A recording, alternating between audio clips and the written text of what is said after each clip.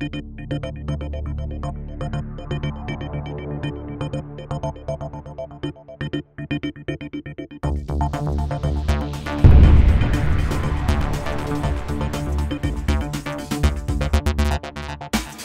community newspaper, which we consider ourselves, is something I think that's sort of could be a rallying point. It's it has opinions from the community. It keeps conversation going in the community about things that are going on in the community. So I mean, check our front pages, and it's always local news, and that's what we do. We just strive to intensely cover what's going on in this town, so people will know what's going on, and then they can make better decisions about their lives.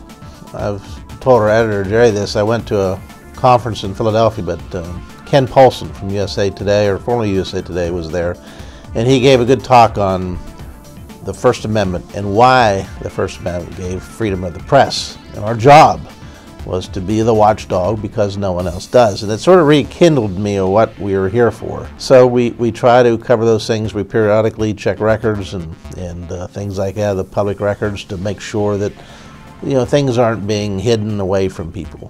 We really strive for that. And of course, the other thing is, community newspapers cover the smallest things in the community of lives, and whether it be weddings and births and engagements and whatever little things. We call them refrigerator hangers, and the more of those we can do, the better. So our mission here is to get as much local news as we can in our paper so people can keep up with what's going on in their community. Dominion Post stays true to the First Amendment by shining a light on the truth, and they strive to dig deep into policy and decision making and keep everybody on a level playing field. I read the paper every day, and it's the Dominion Post.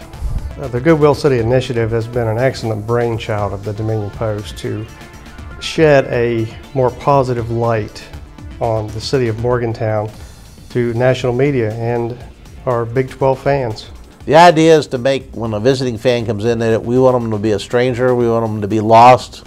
Any help we can give them, whether it be parking, where they can find their ticket, anything, restaurants or anything else, we want to be there to help them. We can sometimes, I won't say shape opinion, but we can at least throw the topic out for discussion. And I think my editor, Jerry Farrar, is the one who came up with sort of the idea.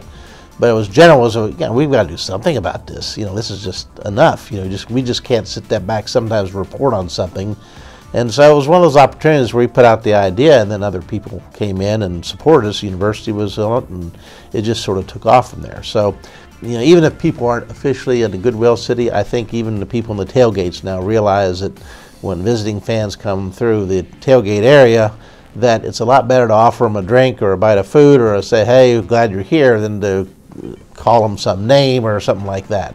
I think we have tried to be that good community newspaper, day in and day out. Just every day knowing that we strive to put out a good local product and that we're here for the community, that we do get involved in things going on in the community. We try to, praise it when we can and when it's deserved, and then sometimes we have to nitpick and point out things that are not going the way they should be going. We may be doing it in different ways and means in a couple years and stuff, but we will still continue to try to put out that kind of good, useful product that the public can read and believe day in and day out, 365 days a year.